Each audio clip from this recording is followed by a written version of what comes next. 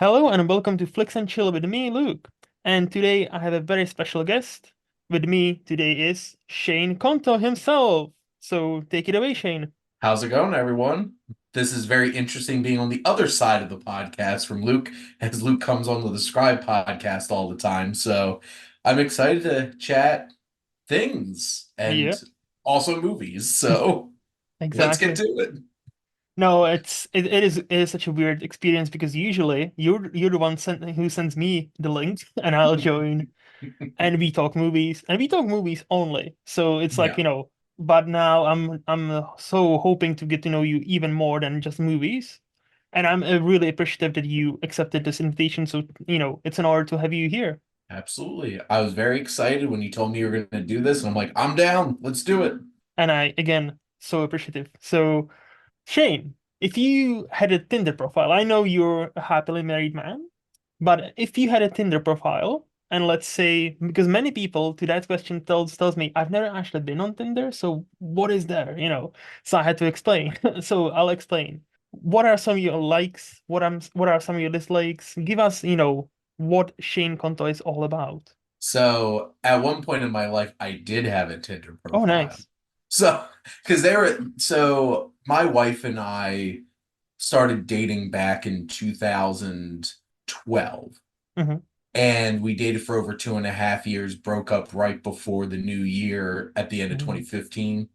And then between 2015 and 2019, Hmm. those 3 years, 16, 17, 18 were some wild adventures for Shane for sure. Ooh. And being on stupid dating apps, which Mhm. suck, and I hate Yeah. them. This is terrible. But yes, I did indeed have a Tinder profile, and it wasn't like the hooking up kind of thing that a lot of Mhm. people use Tinder for. But my profile would probably consist, it'd be probably a little bit different than it was then. Mhm. I love movies. I Of have to course. put out there like I spend a lot of time watching movies. You have to like movies or be willing to watch movies, or this isn't going to work. Yep. I also I'm into sports. I love baseball. I'm a big Mhm. football fan. I love to read as well. I've been a big reader since I was a kid. Love Mhm. music. I have an interesting variety of music, but like the main stuff is like I love classic rock music, hard rock music, metal, stuff like that, Motown. Mhm. Been widening my horizons. Some of the pictures would probably consist of at least one of them with me with some kind of rock t-shirt and jeans and a leather jacket on, while Of also course. having another picture of a three-piece suit because I love to dress up, and maybe throwing in a cosplay picture from some point.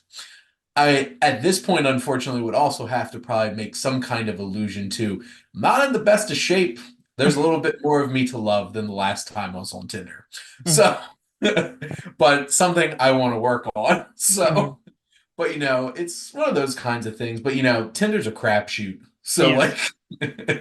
which realistically, from the experience is terrible for everybody, but in very different ways. Mhm. Like, men, there's so many of you Yes. and a lot less women. Mhm. And you could throw out like 20 lines and maybe get one hit in Mhm. weeks. Mhm. And then the opposite is you're a woman and you're just nonstop creeped upon, creeping every 5 seconds. Yep. Like one of my mom's friends got her like a Match Mhm. account. She had 200 connections in 2 days. Wow. I'm like, holy shit, mom. But like it's that kind of experience. But yeah, that's probably what my Tinder account would be like. Mhm. I'm also not about I am somebody who's very sex positive and I do enjoy physical pleasures of relationships, but I'm Nice. not about just hooking up with people. All right. And I like a variety of people, I guess to put it that way. So be a little bit interesting that way. Mhm. But it's been a while since I've been on those dating web apps, and I hope I never have to ever again. No, of So course. putting that out there. No, of course. I understand that. So I want to touch briefly on something, and again, feel free to go as deep or as shallow as you Mhm.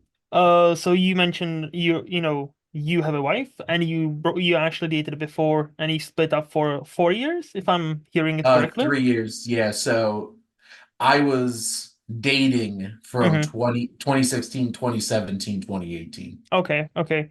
So do you reckon that time you had to yourself on those like 3 years or so, you've changed and evolved that now that's the reason you are, the couple, the married couple, rather than if you try to just, if you try to, maybe, I don't know, fix it as it was happening, whatever was happening in like 2014, 15, it wouldn't have worked. Both my wife and I needed to break up, Mm-hmm, mm-hmm. and we both needed to grow in different ways. I won't speak to my wife's experiences, but I'll speak to mine. Okay, Like, I didn't have my first kiss until I was almost 21. okay. So like I had like no experience at all until I was like a junior in college. Mm-hmm, And then I had three like month-long relationships my junior year of college. And then my wife and I, my now wife and I started dating and we dated for almost 3 years. And like that was my only like substantial relationship I had ever had. mm-hmm, Did I know what I was doing? Absolutely not. mm-hmm. And I probably should have broke up with her 9 months before I did. Okay. But, I didn't know how to get to that point for myself. And in those 3 years, I definitely learned I had an extremely toxic relationship for like 9 months before I got back with my now wife. Mm-hmm, And that was like one of the biggest eye-opening experiences of my life of like, this is not how you need to treat yourself. mm-hmm. So I can be very blunt with my feelings. I'm very upfront with them. My wife Mm-hmm. is not. So it's I learned to be much more mature in a relationship. Mhm. I had to mature in a lot of ways a lot earlier in my life, but the thing is I never had experiences with that. So I didn't know what I was doing, to be Yeah. honest. And in those 3 years of the shit of dating, I was in 1 year long relationship and one like 9 month relationship in those 3 years, and then dating in between. I definitely learned a lot more about myself, and I learned how to stick up for myself a lot more in a relationship. Hmm. Um, it's still a work in progress, and we all have our own challenges in our relationships, but like I feel like those 3 years are 100% needed for me to grow up a Yeah. lot in terms of how to be the best partner in a relationship that I can be. Mm-hmm. Mm-hmm. And again, that's I feel like that's the kind of thing many people struggle with. And many times we even see nowadays movies about it, how these two meet and they are so right for each other except for this part, this part, this part. And they break up and then meet up again in a couple of years' time, but they are both married, and suddenly you Mhm. see how they complement each other so well because they both have been able to grow, right? And it is a lie. This is actual, this is a real thing where people often enough they don't, we can always judge for, others, but when it comes to judging ourselves, we are too emotionally involved. We are too attached to Mhm. ourselves to actually see it clearly. And then 5 years down the line, you look back once there's, enough distance, and you suddenly realize, holy fuck, I was cringy. And yeah, I shouldn't have done that. Or I was just doing this and it was all wrong.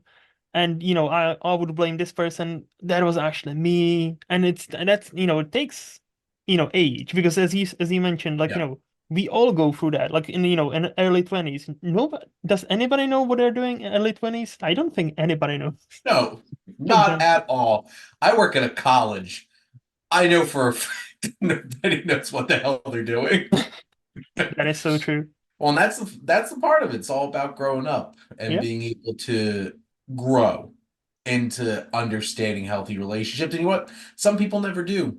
And Hmm. you know what? Both my mom's been married twice and been through relationships. My dad's been married 6 times. Wow. So I don't have a whole lot of I did grow up with my grandparents and they were married Hmm. for like decades. But Okay. it's like those kinds of things. But like, one of the hardest things that you learn as you mature in terms of relationships is that there's way more than just loving somebody.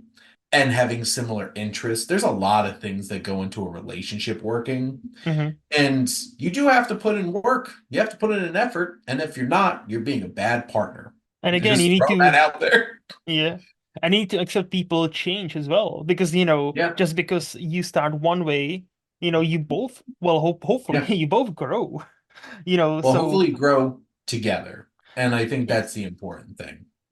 That no, that's true. That's true. So I know you haven't mentioned this, but I know you're based in New Jersey. Is that correct? Yes. Yes. Yes, I I hope live in no. Mount Laurel, New Jersey. I Hmm. was born in Voorhees, New Jersey, Hmm. lived briefly in Buna, lived in Haddon Township, New Jersey for like 20 years of my life, lived in Lawrenceville, New Jersey, where I work, and now Mount Laurel, New Jersey, and I'm going to live and die in New Jersey. You So there just you go. you just love it there so much. I'm a Jersey boy through and through. So can you actually, okay, just a side question. Can you imagine moving someplace else? Let's say something amazing, pops up and would require you to move to LA or to Arizona or Texas or whatever. Can you imagine moving There's to, certainly certain ones on my list that I would know. fair enough? And Texas is definitely one of them.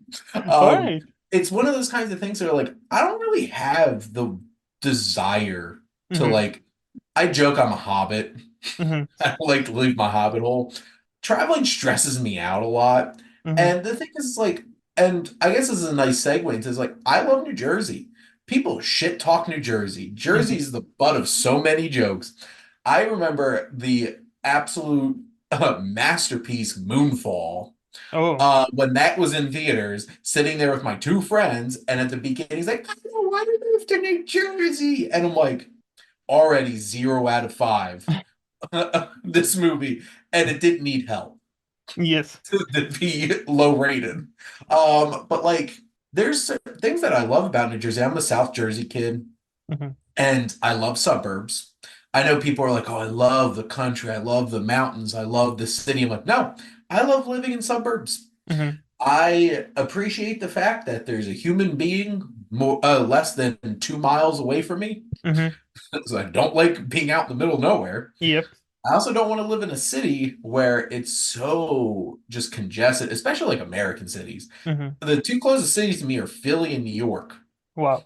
They're intent like New York is so congested Mm-hmm. and Philly's a bit of a shit show, but we love it.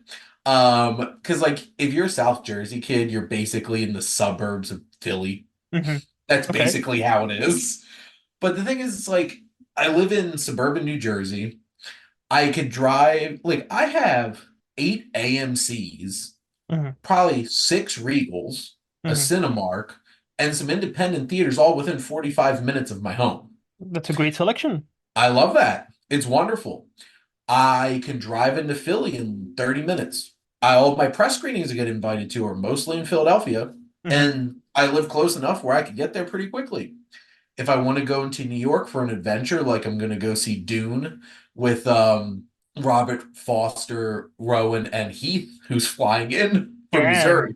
Like I could drive 30 minutes to a train station and an hour and 20 minutes on the train be in New York City. Mm-hmm. And I read a book, I listen to a book on the train, it's nice, and then I could go home. Mm-hmm. So like I have so many things. I have places like Princeton, which is like a nice places to go.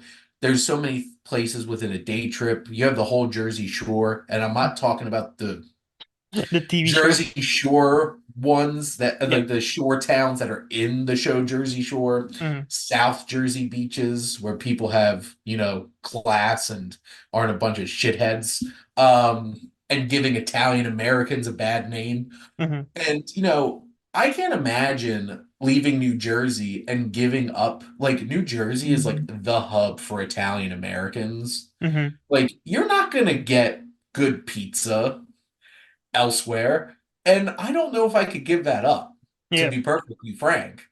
And, like, people who move out of here and open pizzerias elsewhere literally import the water from here because that's what Okay. makes it so good. Mm-hmm. And I will fight any New Yorker who tries to tell me that their pizza's better than New Jersey. It's not. So, fighting words. But like I just I can go to a I literally live like there's 5 pizzerias within 5 minutes of my house. Nice. Why would I leave? So like that's the kind of thing. And that's why I think where I live in New Jersey is a wonderful place. Hmm. And like you could be a Philly sport fan, you could be a New York sport fan. I would say you could be a Jersey sports fan, but most of them left.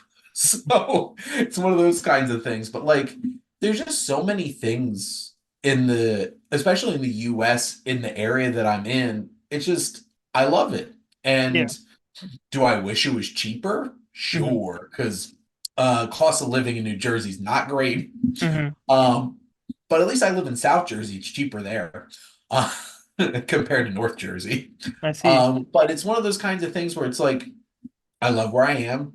Hmm. It has the things that I want. And sure, would I like to travel to some places? Yeah. But for now, or honestly, I don't see myself wanting to go anywhere else. Like I even had somebody try to poach me for Mm. work. They're like, here's this great opportunity. Would you want to interview for this in Richmond, Virginia? I'm like, no. And I'm just like, I have no interest in leaving. And like to be perfectly frank, where I work, Hmm. I want to retire there. Okay. And I sure as hell don't want to retire to Florida, hellscape of America. So it's there you go. So those are my thoughts on why I love New Jersey and why I would never leave. See, like, okay, you've given me so much, but I need to clarify one thing. Because, Yes. like, I've never actually, I know of Jersey Shore, the MTV reality TV show. I've never watched, I've only watched Yes. like clips, so I never watched like actual episodes or seasons, right? So my only kind of reference for New Jersey is, surprisingly, my girlfriend and I, we watch RuPaul's Drag Race. And Nice. RuPaul's best friend is Michelle Visage, the New Jersey girl. So there's the stereotype of, like she plays into it. So what I'm about to say, it's not anything against her. She owns up to it all the time, and it's one of those jokes that she's a big slut and she's allowed. She's a loud slut. And so, to stereotype of, like, oh, I'm the Jersey girl, I'm the Jersey. So is there any truth to that? So I can't confirm this or not because I don't know this person you're talking about. I'm Hmm. going to go out on a limb and say they might be an Italian American. And if Yeah. that's the case, they're definitely loud. So I can confirm that. Um, they give off North Jersey vibes to me, not gonna lie. Okay. Southern New Jersey is a lot chiller, I see. and like South Jersey beaches are a lot chiller. So there's a divide Then, between North and South, right? so we're gonna get into this because depending on who you ask, which this just went into law this past year, there are Oh, 3 parts of New Jersey. okay. There's North Jersey, there's Central Jersey, and there's South Jersey. Mm. Before I went away to Ryder, I only knew of North and South Jersey.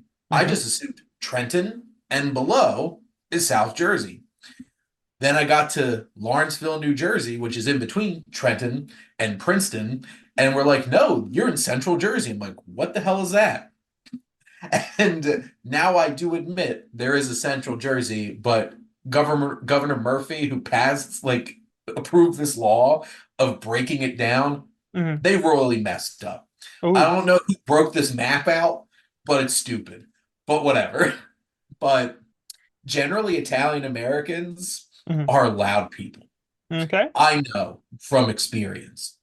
And if you walk around anywhere in New Jersey, there's like a 90% chance you're in shouting distance of at least a few Italian Americans. Hmm. Because that's just New Jersey. So, yes, Jersey people are loud. Are Hmm. they aggressive? Yeah, kind of. Do you want to mess with them on the road? No, you don't. So, are all Jersey girls slutty? Not my experience, Hmm. but definitely the people on Jersey Shore, though, which That's what I'm saying. I would like to make some clarifications. Tell First me. off, most of them are from New York. Okay. So stop giving us a bad name. And some of them aren't Italian Americans, Hmm. like Snooki. She's not Italian. Hmm. So stop doing that. And also, Jersey Shore, there's a lot of Jersey Shore Hmm. towns, and not all of them are like seaside. and like that part of New Jersey. Those are like the most northern Jersey Shore points. I go to South Jersey beaches. Like Cape May is like a nice old, very white place. Okay. Is there some problems with some of it? It's like probably get stared at if you're not white, probably, which Hmm. is not a good thing. But like it's one of those like old historical towns and stuff like that. Hmm. So New Jersey's very is like it's called the Garden State because like there's large tracts of South Jersey that's just nothing. Okay. So Nothing. They so if call it the I'm Pine Barrens. That's where they took all the dead bodies in The Sopranos. see, okay. So see, okay, if I'm hearing you correctly, north, New Jersey is where the wild people are and loud people are, and south New Jersey is where the like more chilled people live. I feel like the loud ones are everywhere, Okay.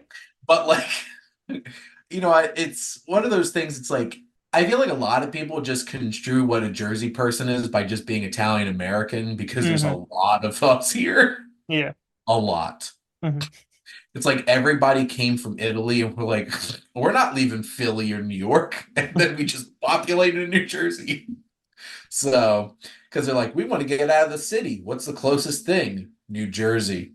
I see. So, but yes, I can at least confirm a lot of New Jersey people were loud. All right. I'm Okay. sad. That's all I was looking for, really. And There you go. speaking of New Jersey, if I were to ask you, Shane, hey, I'm coming there for a week for a holiday.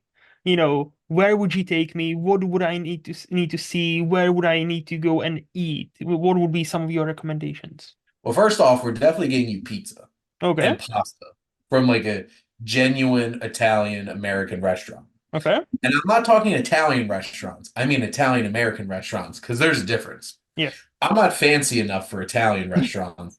I want I want to be able to go to a pizzeria where they have like their 8-year-olds working because literally every if you can walk, they probably put you to work in the pizzeria. Family So business. like that kind of Italian American restaurant. Hmm.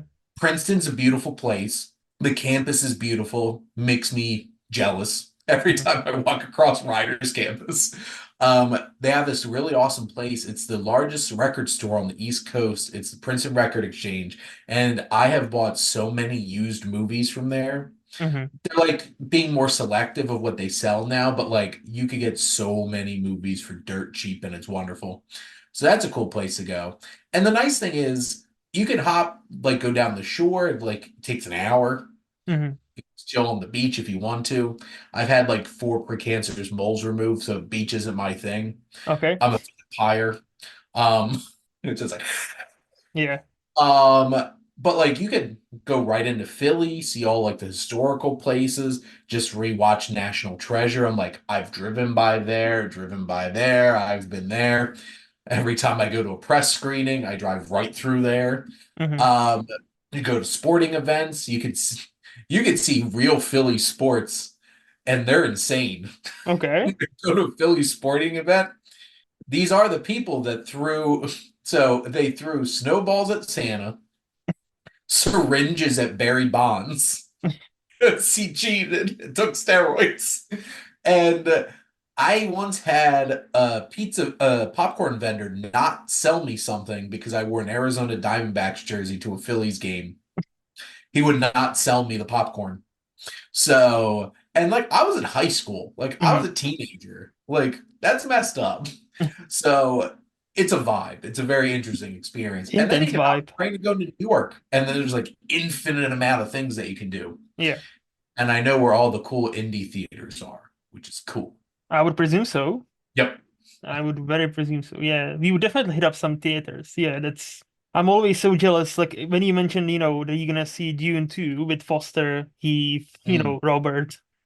Just I always see, some of sometimes you hang out more often than not, and you go to see movies early on because obviously New Yep. York, and I always get so jealous. I already talked to Robin about it as well, and I was Yeah. like, I just they lived a life. Like if Well, I and live Rome's literally right outside of New York City too, so he can exactly. hop like a train and be there in like 2 seconds. Yep. So, but he's not going to be there very much longer since he's graduating. Hmm. Um, Well, yeah, Foster lives right out of New York City, so he could just do that. Takes me a little longer, Hmm. and I'm cheap, so I don't want to drop $32 on a train ride like Mm. a lot. So, because I'm cheap. Uh, but yeah, No, but it must be such a cool place, especially for a movie fan to live, because you have so much there, and like I wouldn't have it any other way. I mm, would not live anywhere where I did not at least have a couple options within 30 minutes of me. mhm. Done deal. Would never move there. I would imagine that's one of the big parts why you don't want to move anywhere outside of New Jersey. It's a pretty sweet place. I have access to a lot of great things. Hmm. So, movie fan wise, I'm a pretty sweet spot. Like the only sweeter spot I could be is in LA. Because like, Yeah. and I don't think I would want to live in LA. To be fair, you're starting to convince me that New Jersey might have a bad reputation overall. Because I always had, like, look, again, as a non-American, I've never been to America, to Yeah. any other states. But from my perspective, uh, I always believed that New Jersey is lucky that you guys have Florida, because otherwise you would be the batshit crazy insane state. But again, this is my not, European ass Well, the judging. fun thing is there's a lot of states giving themselves some bad reputations, making us look better. And Hmm. I'll take it. I'll take it. Like easy. It No, depends that's on what you want. New yeah. Jersey's perfect for me. I guess I was built for this state. Well, nothing wrong with that. And speaking of that, we can now move to a game I like to call This or That, where I give you two Yeah. options and you tell me which would you prefer. So, Shane, tea or coffee? Is neither an option because I don't drink either of them. Yeah, sure. So Sure. I Nice. literally only drink water, and Mhm. then if I'm gonna get like crazy, milk. Damn, that's a crazy lifestyle you're leading there, sir. I know. Is it a whole I go milk? part at parties, I get chocolate milk. Nice. Is it a whole milk or like is it like semi-skimmed or is it like skinny milk?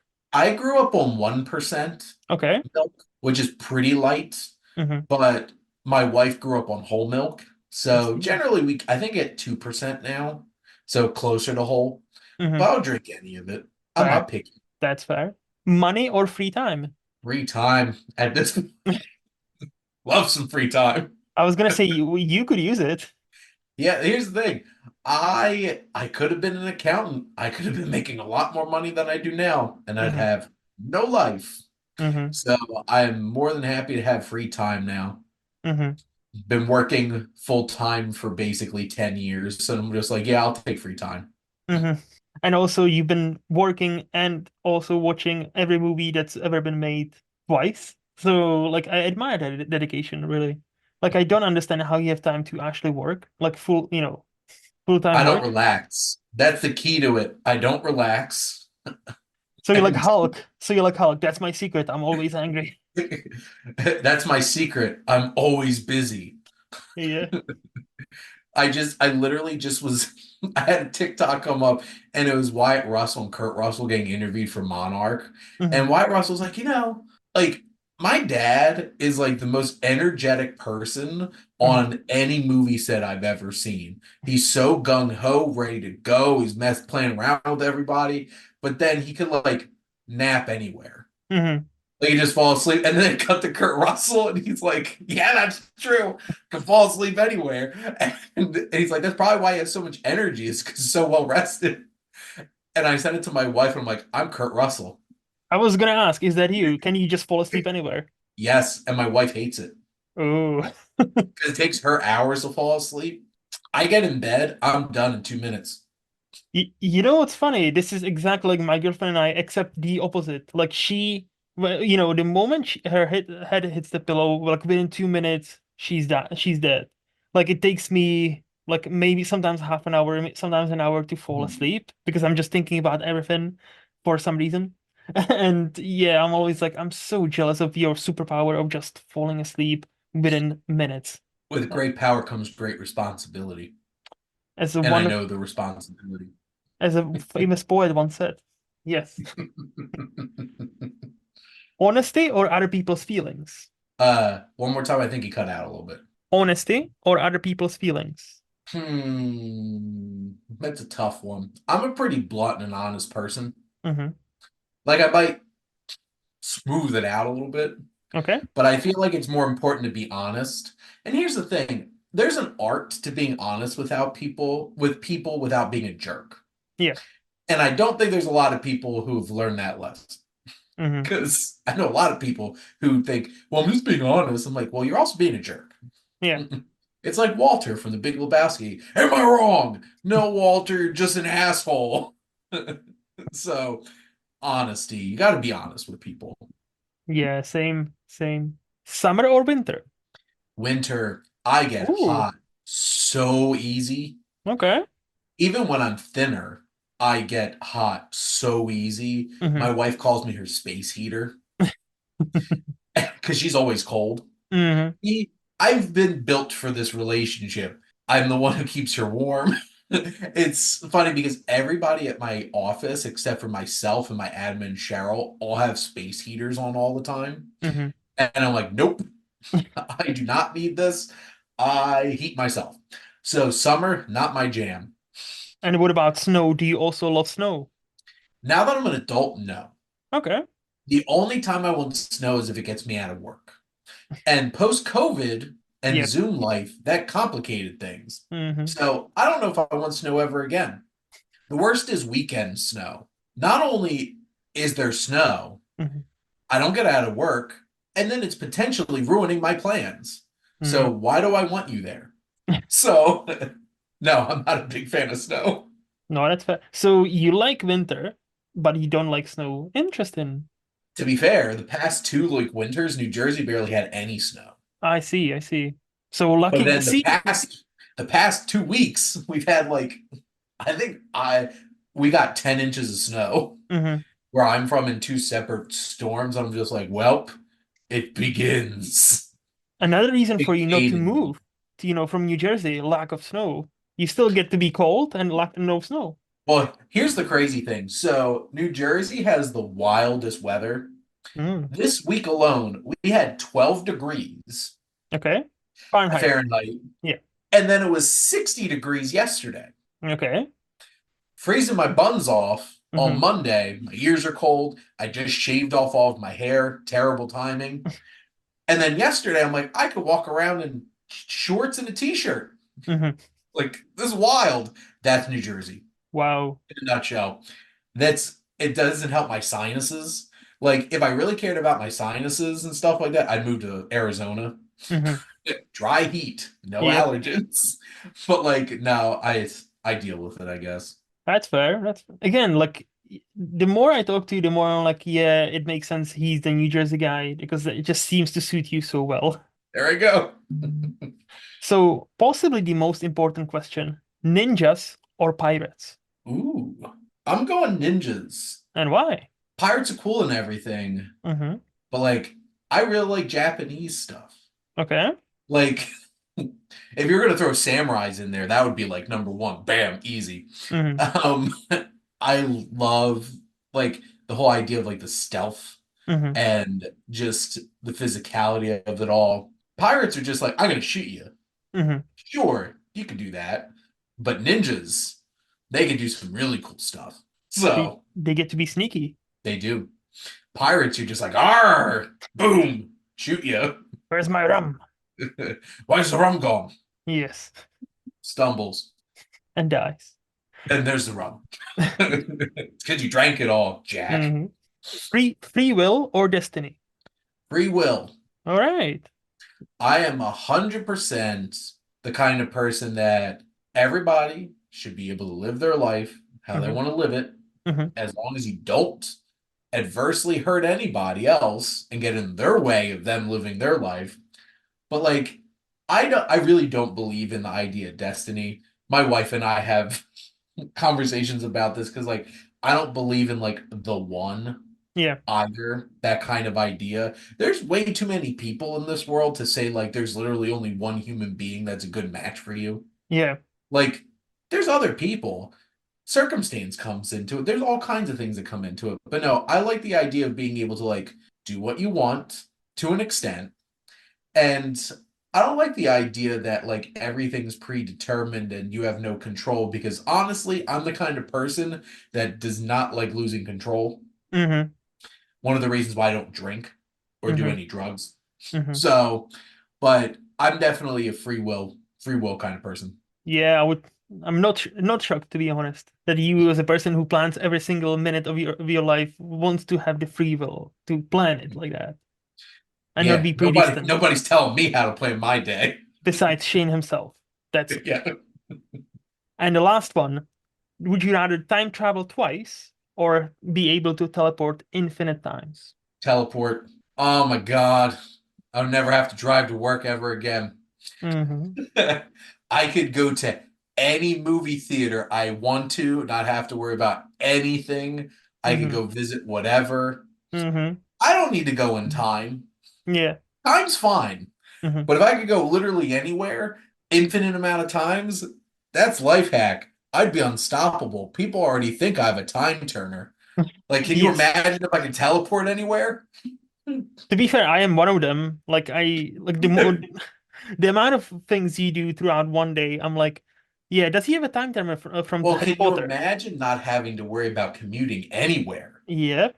How much more time you could have? So, I also love this is the most Shin Konto thing ever, I think.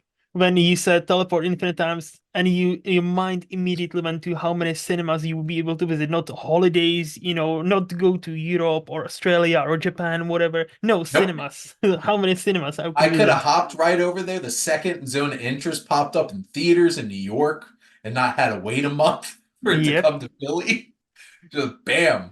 I don't have to pay 32 something dollars to get on a train to get to New York. Bam, I'm there. That'd be Nice. beautiful. Yeah, it would be. It would. I could see any of my friends anywhere. I don't have to drive 10 hours to see my nephews and my brother. I don't have to drive 6 hours to see one of my best friends in Boston. Hmm. You just be like, poof, I'm there. And my Yeah. mom would love it too, because then I would have no excuse to visit her. That's fair. That's fair. So now, do you have any hot takes? Oh, yes. Let's hear So them. I'm going to say this word once, and then I'm not saying it again for the Hmm. purpose of this. I think every white person that uses the word woke should get punched in the face. All right, let's hear it. And how badly you're an offender of this depends on how many times you get punched in the face per usage. And certain people, like you, Ron DeSantis, should get slapped in the face with a 2x4 at this point for every usage. Because here's the thing, I try my best to, like, here's the thing, I don't know every slang term or phrase that came from Black vernacular. Hmm. But do you know what white people really love to do?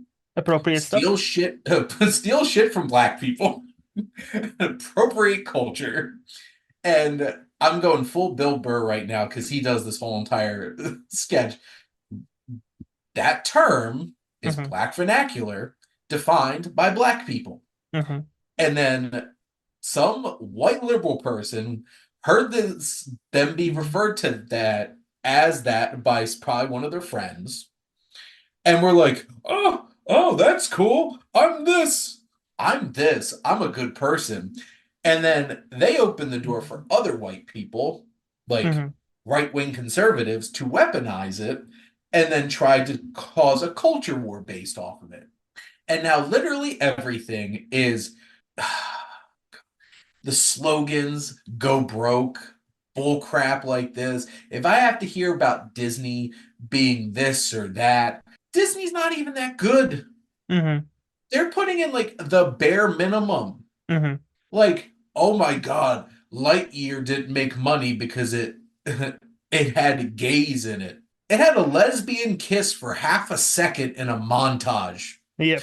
It was like the lowest bar possible for representation.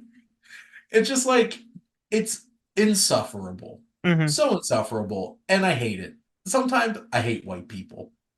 And white people are so stupid, especially white American people. Hmm. And it's just like if you have a problem with the fact that like other people are present, exist, Hmm. and have some kind of representation, well, then you're an asshole. Hmm. And you should be the one getting adversely affected by it.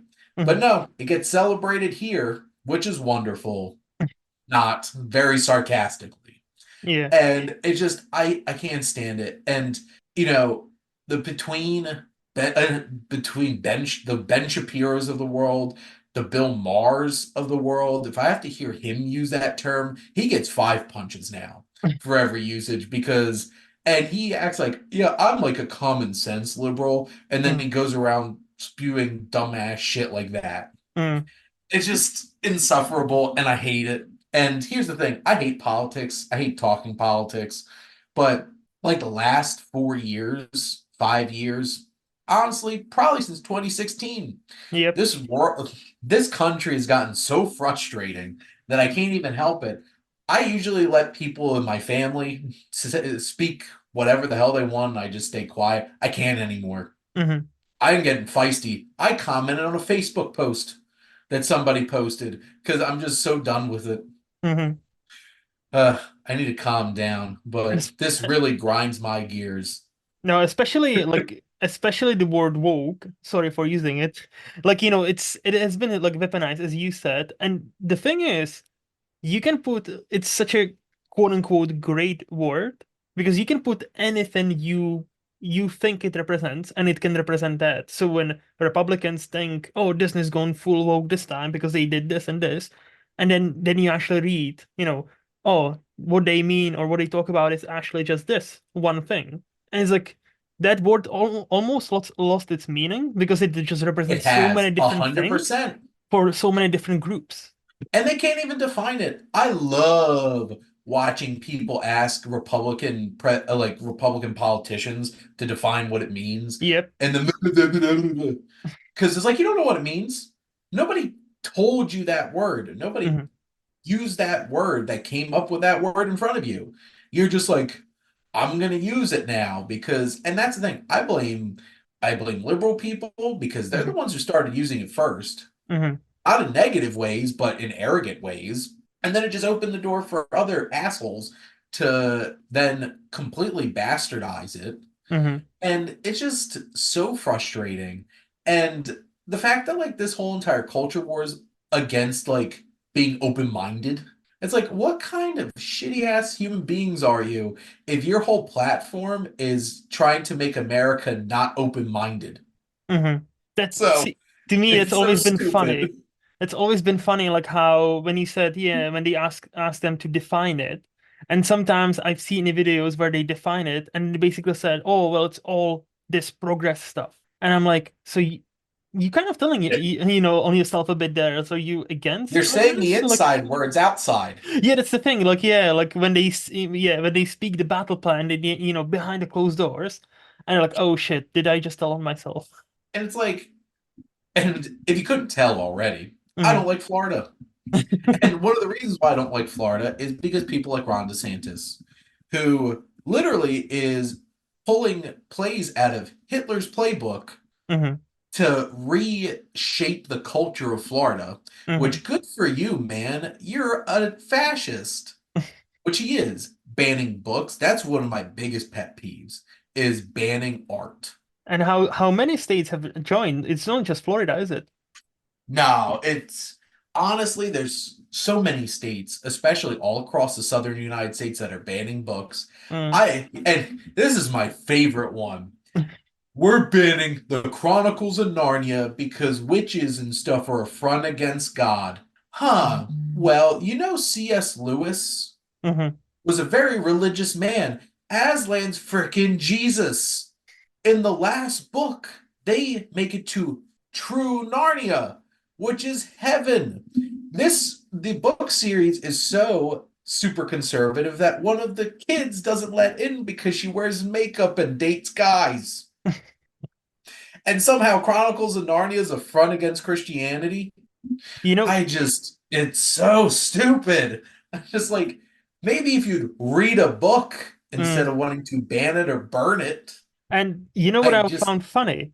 The other uh, week, was it like a week or 2 weeks ago, somebody used that law, like one of the parents used the law in one of their states to be banned, but they kind of flipped the table and they banned the Bible because of everything that book says and has in it, like incest, like many, like many things, against women, all that, like Yeah, there's a lot of stuff a in the lot of. Bible that's not great. So they got it banned exactly, They on the same ground.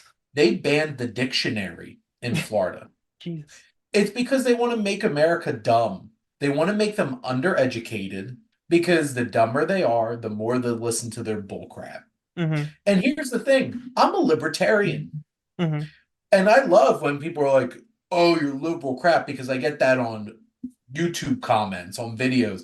I'm not a liberal. I'm a libertarian. I don't want the government to tell me what to frickin' do. Mm-hmm. But you know what? I'm not an asshole. Mm-hmm. And every other human being in this country deserves to be able to live their life. And you seem to have a problem with them. Mm-hmm. And it's just so ridiculous. And I hate it. And I hate that this country's gotten to that point, and it's a shame. And y'all suck out there doing all these things. And my grandfather didn't go over to Europe to fight frickin' fascists for fascists to try to take over America, which that's happening. And it really makes me mad because you know what's the worst thing in the world? Fascism. Mm-hmm. It's not great. It's definitely like one of the least favorite things about there. Like, it's not great. It's definitely not. I like how you were like, I don't want to get political, and then we went political. So, Well, here's the thing. No, that's the thing. I never wanted to be like this. hmm I never did. And then as I get older, I get more pissed off. And and I think one of the things, like, especially when I was younger, I'm like, I don't have anything to do with politics. Politics doesn't have to do, you don't have to make politics part of your life. hmm You, I still believe you don't have to make politics your personality. And hmm I think if that's your personality, there's a problem. And I know people like that. But like, you can't ignore politics, especially not in America today. Because if you ignore it, then shit like this keeps happening. Yep. Like and this will be the last thing that I bring up. This is my favorite little nugget, is hmm banning Mouse, the graphic novel that's a parable for the Holocaust. Okay. Because Haven't they don't heard of want to that. teach kids about the Holocaust. Okay. Yet all of those same politicians are going around being like, you must protect Israel. hmm So what is it? Do you not support Jewish people? Or do you want everybody to support Jewish people? Because you sound like an idiot when you say things like that. I haven't even heard And of that, to be honest. Hmm. it just I know. I know. it's a mad, mad, mad, mad, mad world. I know. And to be fair, look, as much as I would love to be like, yeah, at least we are the sensible ones here in Europe. No, we are not. Like before before you guys elected the Donald, you know, there was a little thing called Brexit that's happened Yeah. here. Yeah. So Well, yeah. so there's this documentary that came out recently about vaccines, Mm, which I love when I review like documentaries like that because it brings out all the lovely people into the comment section. But Robert F. Kennedy Jr., oh who's yeah. running for president here, was at rallies in Germany where there's literal Nazis all around him, swastikas and everything. And I'm just like, oh, are those your pals? And he's like, I wasn't there. Like, Is he still running you as a third sure? party? Is he still running as a third party candidate? Yeah, he plans on it We can because only hope. he's a Democrat. He's not. No, we can No. only no, we can only hope, and I'll tell you why. Because there was a study that like, Republicans thought, yeah, if he runs a third party candidate, it's great because he's gonna split up the Democrat vote. And then 2 months later, they have another study and it shows up, oh shit, no, actually he would split up Republican vote. So we actually don't Yeah, want him to because all the run. crazy anti-vaxxers would all vote for him. And guess what? They're probably not mostly liberal people. Nope. So that kind of So, misfired. well, we'll find out because, we have somebody who literally instigated an insurrection trying to run for president. You mean the But, peaceful that's not visit? treason. You mean the peaceful visit of Capitol that happened? That wasn't, how the Fox News is trying to rebrand it now to be, it was a peaceful visit of Capitol on the January Oh, yes, 6th. because people who love America and are true American patriots have no value for literally one of the most important pieces of America, which is the free and untarnished elections that Mm-hmm. elect our leaders. Mm-hmm. No, So it's I see, love when people say, I'm a true American patriot. No, you're not. You yeah. hate America and what it really stands for, and you just want America to be what you want it to be, which is a fascist dreamscape for you, which is a hellscape for everybody else. So What else say you guys are in for a fun election year again. I know. It seems like the fun So just much never fun. stops. So much fun. Yeah. At least So, Ron DeSantis stopped, and I don't have to hear about his high heels hidden in his boots anymore. and there were high heels. Like I've seen quite a few pictures. He's not that tall. The same like with Trump. No, they're huge. Those heels are humongous. And like, I'm 6'1", Hmm. and he's walking around like with the charisma level of -5. Like if he was a D&D character, you would never want him to interact with any character NPC because he'd fail the charisma check every time. But like, I'm just standing there with my high heels. I'm totally 6'1". No, you're not. You're a dumbass. Vain little shit. And Sorry. I'm done now. You want to talk about movies? I was just about to ask if you have any more hot takes. No, I think I gave plenty. No, you're all more than fine, man. You're more than fine. So yeah, with that, we can move to the Flix part of this podcast. And this is when I would ask Shane, what is the last new movie you would rate 5 out of 5? And just to clarify, new movie meaning any movie 2020 and plus. The most recent one that I watched that I gave a Mm-hmm. 5 out of 5 was The Zone of Interest, which was one of the most unnerving, just like Jonathan Glazer Yep. between Under the Skin and this, just is out there trying Mm-hmm. to make people feel so uncomfortable. And this film seems so simple. It's like, oh, it's just, watching a family living their lives, that's the power of film. You can take Mm-hmm. such a simple premise, but the context and the gunfire in the background and the dogs barking Mm-hmm. and the smoke and the trains Mm-hmm. Mm-hmm. and everything going on in the background and you realizing, this woman trying on this fur coat with lipstick in one of the pockets. We know where she got that, Yep. and she knows where she got it too. Mm-hmm. And it's just sick and disgusting.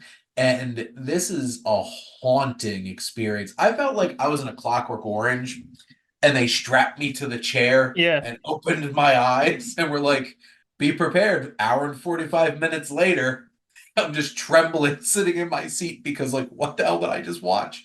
It's this is not going to be a film that most people are going to want to sit through. Mm-hmm. But from the art of filmmaking, this is one of the most impressive experiments to like knock it out of the park that I have seen because that's really what this is an experimental film. Mm-hmm.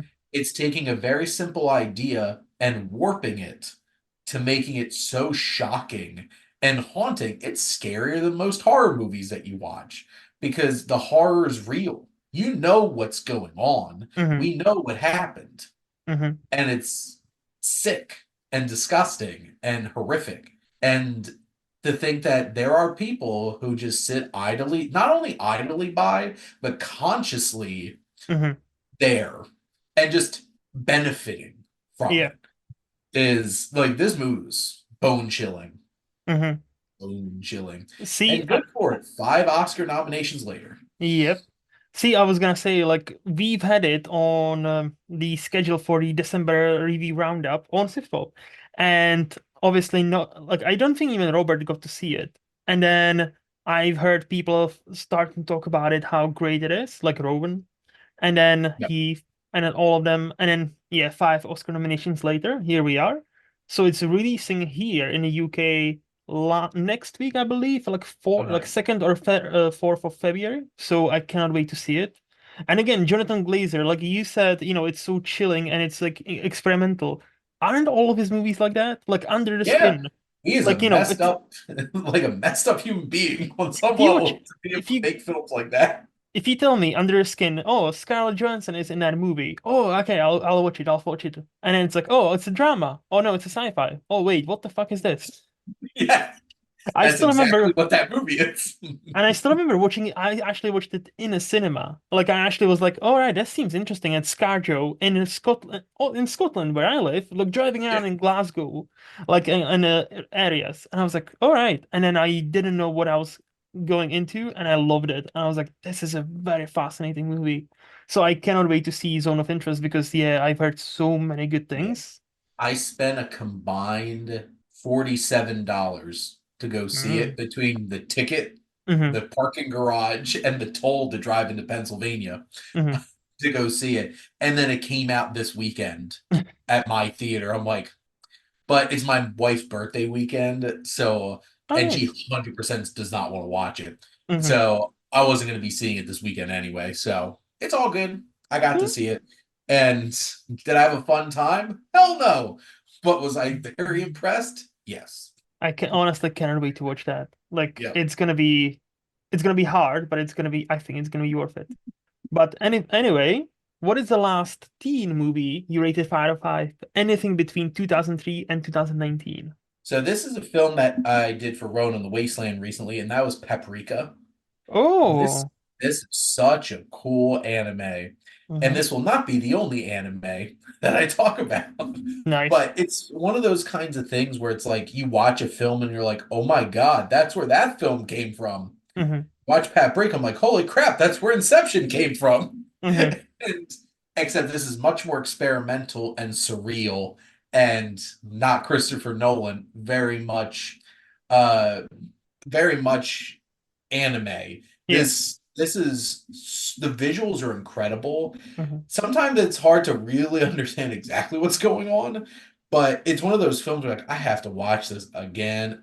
I have to. And Satoshi Kon is one of the best, most underappreciated directors out there. Hmm. He's not my answer for later, All right. but I feel like a lot of people love his work between that, Tokyo Godfather, Perfect Blue.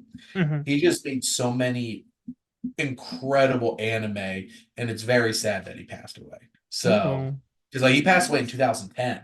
I didn't even know that. But also, I Yeah, have not actually seen any of those movies, but I have heard of Paprika and Perfect Blue being those quoted. three must watch. Yes. They're great like entry points into anime Hmm. because like anime is very different Yes, it is. than like American, especially American animation, like Hmm. very different. But it's so cool. I love anime, and that's definitely one that I watched recently that I absolutely loved. Okay. Again, yeah, I'm yet again putting it on my ever-growing watch list. Just that's not getting any shorter. Yeah, But mine's at 1200. see, I don't even keep. Look, I'm paying The for. only reason I know is because it's an Excel sheet and I know how Ah, many rows there are. I see. So, I'm paying for like 5 subscription like streaming services, and on uh, each I have a watch list of about 40 movies or so, like on each. And I also have about 60 Blu-rays sitting on my shelf that's unlike I have not seen. I have 200 plus movies now because I started finally collecting movies, 4Ks and Blu-rays.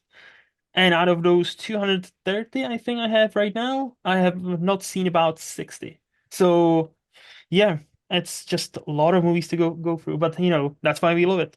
Just yep, so much to absolutely. go through. There's so So many. exactly. So what would be your last adult movie? So anything between 2002 and 1975. So 1993's Ninja Scroll. So I happened Mm, to watch a whole bunch of anime I recently, see. and like I wasn't fully aware of this film, but apparently this is considered part of the trio of Akira, Ghost in the Shell, and this are Ah. like the anime that showed like adults, Hmm.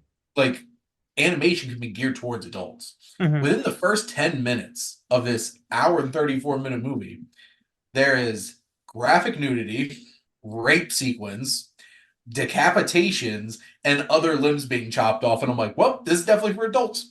Hmm. This is not a fun time for kids. And this is an intense, action filled, like dark fantasy that is so cool. Hmm. This was like one of the coolest anime I think I've ever watched. And I loved it. And I'm like, I know there's like series spin-offs of this, and I'm like would try to find and watch it at some point. I Hmm. had to find this on like I searched streaming online, and this was like streaming on some random person's Facebook page, Of course. and it wasn't a watch along, which that's what half of them are, which is Hmm. really hard to find some of these anime. And I Hmm. was so glad I found it. I'm just watching somebody's Facebook page, and it was so worth it though. I'm pretty sure like the physical copy is like $70 or Oh, something damn. crazy like that. Maybe someday, but like this is a really cool anime, and if you can randomly find it on the internet too, Hmm. watch it. No, I will. Yet again, another one I'll put on my ever-growing watch list. And what would be the last or old movie? So anything 74 and below. 1938's The Lady Vanishes. Is it So Hitchcock? yes, Ah. I have heard amazing things about this film since from 2011 Hmm. was when I first heard about this from a girl I was interested in college, and I hadn't watched it up to this point. Hmm. And I finally watched it, and this is like classic, like a great fun setup at the beginning, and then completely rip the rug out from under you, Hitchcock, and on a train, Hmm. and it's like messing with you, what's real, what's not. It has action, it has fun characters, there's intensity and suspense. It has all Hitchcock, and it's Yeah. so good. I loved it. I had to double check because I was like, I'm pretty sure I watched it, and I have watched it like a couple of years ago, and it was great. It's a great Hitchcock. It's a Yep. See, actually, that brings me to, or brings me that actually reminded me of a question I had just for you. I've noted because obviously I follow you on Letterboxd as one should, because Mhm. again, you cannot not follow a person who watches every single movie twice. That's ever been made. But I've noticed you don't really, record everything you watch. So, and No, you only record the new stuff, like correct. 2023, 2024. Can I ask what's the reason behind that? So I have a spreadsheet and everything for my own personal use, and that's what I've been using for years. Okay. But I started using Letterbox, and I'm like, I'm not, you know how much time it would take for me to go back and log and rate every single frickin' movie that I've seen. Mm-hmm, mm-hmm. So I just started doing new movies, and it helps me keep track of them, and I could share. And I only recently started writing actual reviews I know. because Foster finally made me And do it. I'm so happy about that. And but if you notice, I made a whole bunch of lists on there. Mm-hmm, So if you want to see my yearly rankings mm-hmm. of every I there's literally since 1900 only 2 years that I haven't seen a film in. Nice. So I have a ranked list on Letterboxd of literally every single year from 1900 to now. Nice. So wait, So so like you can check that. It doesn't mhm. have like the ratings and stuff like that, but I have that in a spreadsheet, like every year ranked. So on your spreadsheet, does it tell you the total number of movies you've seen, like ever? I guess I could figure that out. Because I would love to know, because that's the thing, right? So for Letterboxd, I can go to your Letterboxd, but it only gives me Yeah. movies, the new movies. So like, And I just always been curious. yeah, because I only have films that like there's tons of movies I watched as a kid, but I don't remember anything about them. Yeah, So I only have films that I could distinctly remember and feel like I could actually yeah. rate. And so yeah, I go from 1900 all the way up until now. Because the thing is, I have my Cinematic Wasteland podcast where I'm going through literally every single year in cinema. So Hmm. that's helped. The John Ford journey that I'm going on has helped too. Yeah. He's making movies like almost every single year from the teens to the 20s, the 30s, the 40s, the 50s, the 60s, and the 70s. So into the 70s. So it's been an interesting journey. But yeah, Hmm. I do use Film Log, the app, Okay. and that logs every single thing I watch. I Okay. don't it's not rated or anything, but it's just like people can't see it, but Luke can. It just has every single film that I Hmm. watch. All right. And I've been doing that since halfway through 2023. Hmm. Nice. That's see, since you've seen so much, I'm actually excited about what you're gonna answer for the next question, which is what is your favorite movie decade? This was tough because, I would like, imagine. if I did it based off of like thinking about how many of my favorite movies Hmm. come from like a decade, it'd probably be the 2000s. Okay. Because I love Lord of the Rings, I love Shrek, I love No Country for Old Men, and all kinds of films from that time. Hmm. But like, there's something special about the 1970s Okay. because like it's Scorsese, it's Coppola, Hmm. it's all of these directors that are doing such ambitious and interesting things. Like this is peak young Spielberg, Scorsese, and Coppola. Like Coppola, basically, the vast majority of his great films are just from the 1970s. Yeah. Vast majority of them. Hmm. And then Scorsese, you have Taxi Driver, you have like Mean Streets and Spielberg. You have Jaws. You have Close Encounters. Close Encounters of the Third Kind. You have Kubrick. You Hmm. have Clockwork Orange and Barry Lyndon. I love Barry Lyndon. Hmm. There's just the 1970s was such an interesting time for film Hmm. because there were so many bold films and so many great films. You have like the Clint Eastwood films he was Yep. doing in that era too. And there's so many great filmmakers making so many bold and daring films that people wouldn't do. Like Mel Brooks is one of my favorite directors. Hmm. God, Blazing Saddles, Young Frankenstein, just so many great films from the 1970s. And then the more and more that I watch older films, there's more and more like I'm starting to love the 60s a lot too. And I think a Hmm. lot of that's Japanese cinema, to be perfectly honest, because there's so much Kurosawa and stuff like that. But I feel like the 1970s is probably my favorite decade of film and honestly culture too, because a lot of my favorite music's from the 70s too. Hmm. It's Hmm. just like that period, I guess, just, I don't know. Maybe I was born in the wrong decade. I'm like the least 90s kid. That's perfectly fine.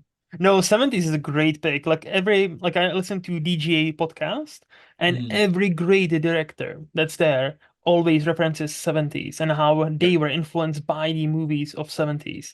And they talk about why 70s was so influential for Hollywood because from what I understand, and I'm not film expert, so feel free to correct me because you're the film expert here, that's when Hollywood kind of opened up to the European wave of, like the cinematic, like, Mm, there was a French New Wave in the 60s, and in the 60s in Hollywood were mostly still kind of not slapsticky, but they were kind of more like cheerful, hopeful. And then 70s were the rebellious, years. They were the, oh, let's make more of these European like raw movies, like, where we'll see more violence, more nudity, more like actual life, more actual emotion. And this is how we got such a, like, the Conversation, for example, such a great, yes. you mentioned, Coppola, such a great Mhm. movie, just Conversation, such a movie, like such a raw movie that you wouldn't have made today. There No. would be no way. And like, I was remiss, I didn't mention William Friedkin. You have French Hmm. Connection. You have The Yep. Exorcist. Yep. I can't wait to now check out Sorcerer after Rowan saw it and was Oh yeah. absolutely blown away by it.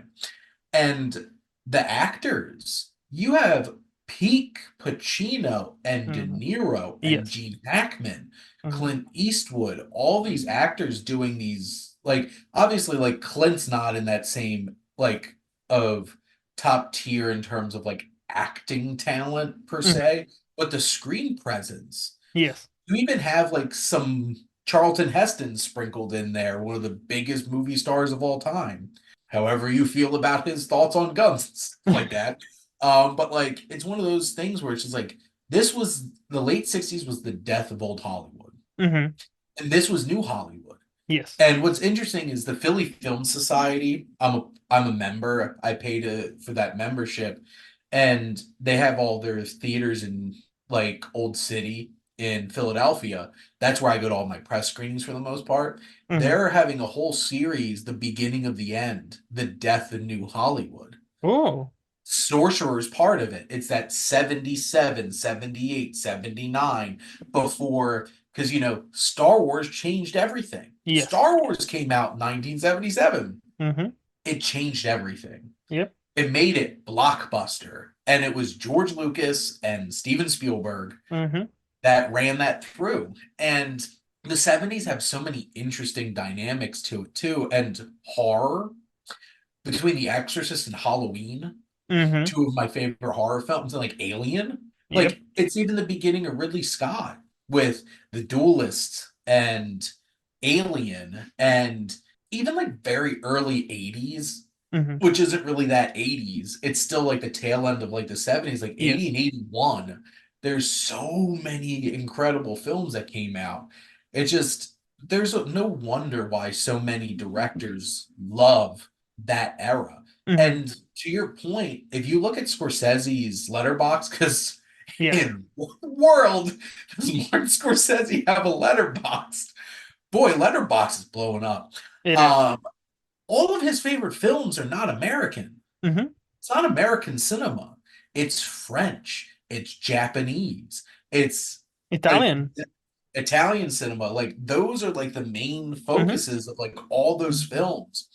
And it's fascinating Mm-hmm. because so many of those films, like Akira Kurosawa, is one of the biggest influences on so many blockbuster directors. Like Steven Spielberg. Steven Spielberg is so heavily influenced by Akira Kurosawa and John Ford. Yep. George Lucas took the Hidden Fortress Yes. and made Star Wars. And it's that. And even like the 70s had some great westerns. Like Clint Eastwood kind of took the reins from Sergio Leone and was making things like High Plains Drifter, a Mm-hmm. horror western. It is so unnerving. And not in the same sense like Bone Tomahawk horror western where you see people getting like ripped in half. Yeah. But like, which also Bone Tomahawk is crazy. I love it. It You have is. the Don Siegels, who not only was Sergio Leone one half of Clint Eastwood's biggest influences, but Don Siegel was too. And you Mm-hmm. have films like Dirty Harry, Yep. which though, and people will be like, well, Dirty Harry is like, of course, it's like that kind of old school cop kind of thing.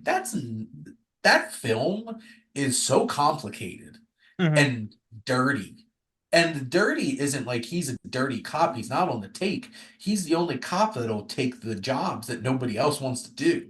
And Mm-hmm. like this, it's a serial killer story. Like the Scorpio killer, it's fascinating. There's just so many interesting things that came out in the 1970s and why there's such a love affair with it. And so many older directors are like, well, we'll never be like the 70s again. Mm-hmm. But like, there's great film going on There's today, no so matter what many. anybody says. But Exactly. like the 70s were a special time.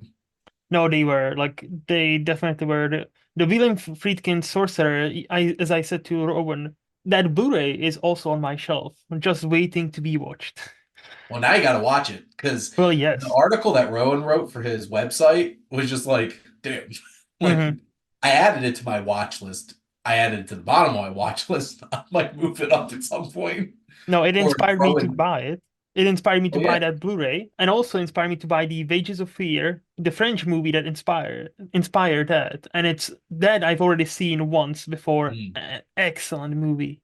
If I there don't you know if go. you've seen Wages of Fear, the Mm, French I movie haven't from seen that one. '53. Holy shit. There you go. It's a oof. No. Yeah, 70s what a decade. It is what it is. So, do you have any hot takes but movie related? So here's a hot take. Mm-hmm. I hate people talking about hot takes about movies. Fair enough. It's subjective. Yes, it is. Everybody's gonna see things differently. And sure, I know some people who definitely just say stuff to rile people up. Mm-hmm. But no, these are two, like, generally, these are two films that a lot of people love. I just don't like it. Tell me. One, Blair Witch Project. Okay. I completely understand that this, like, created a genre Mm-hmm. of horror and, of course, has been replicated. I hated those people. They were so annoying. Yes. I'm sitting and watching this movie. I'm like, yes, it gets legitimately scary towards the end, but most of this movie is a bunch of dumbasses lost in the woods. And I'm like, I hope you die. After a while, I'm just like, you deserve to be lost in the woods like this. And I did not feel bad for at all by the end of the movie, which sounds terrible. But Hmm. like I really didn't. I got to the end of the film and like the horror moments are happening, like the iconic moments. I'm like, ooh, this is creepy, but I don't care. Hmm. I am And I'm right there with you. I'm like actually like, and see, we have not talked about this before because I like to be surprised when it comes to these yeah, hot takes and all of that. I only seen it once, and I'm a big scaredy cat. Like when I watched it, I was like me 16, so too. I was still even bigger scaredy cat, and I was like bracing myself to see this, legendary Blair Witch Project, one of the scariest movies until that, that moment. And I went through this movie, I was like, that's not scary. That's just a bunch of teenagers just running around. And in the last like 10 minutes where the actual horror stuff happens. And I'm like, that okay. Like that wasn't even that scary. And then just movie ends. I'm like, wait, really? Like And I was like confused.com. Like honestly, I like I think it don't know. really worked too because people thought it was real. I honestly think And that's the like I biggest element. imagine that made it that much scarier. But I like think that me was the sitting here, these poorly pre-internet. written characters that are just so annoying. I'm just like, I would why am I? imagine it's one of those movies you had to be there movies were pre-internet when there was all these rumors that those people genuinely died and disappeared. If you go into that movie with that, 1999, yes, it would probably be terrifying as fuck to watch Yeah, that. But but all yes, that's gone. I yeah. know they didn't die, and I know Mm-hmm. this wasn't real. Yep. And this one will probably upset some people, but 2015, Mm-hmm. what a year for cinema. Yes. My second favorite movie of all time, Mad Max Fury Road, came into them Oscars, took 6 Oscars home, all Mm-hmm. technical stuff. Yeah. Then I got to director. I was so upset that Mm-hmm. Dr. George Miller didn't win Best Director that year. But what really upset me was that I could understand them giving Alejandro Gonzalez Inarritu the Oscar for directing. The Yeah. Revenant was an impeccably directed film. Mm-hmm. When they gave Best Picture to Spotlight, I was pissed off. Because this is my perspective on Spotlight. And I actually argued with a lot of people about this over the years. Mm-hmm. I've seen it. I think it's a fine film. Okay. I feel like this film was really underacted. Mm. And there's moments where I'm sitting there watching this film and being like, because everybody's like, well, they're chewing scenery and stuff like that, and they're overacting. That's a criticism in a lot of films. Mm-hmm. There is an opposite of this. I felt like there's moments where there's these really intense reveals of things that are happening.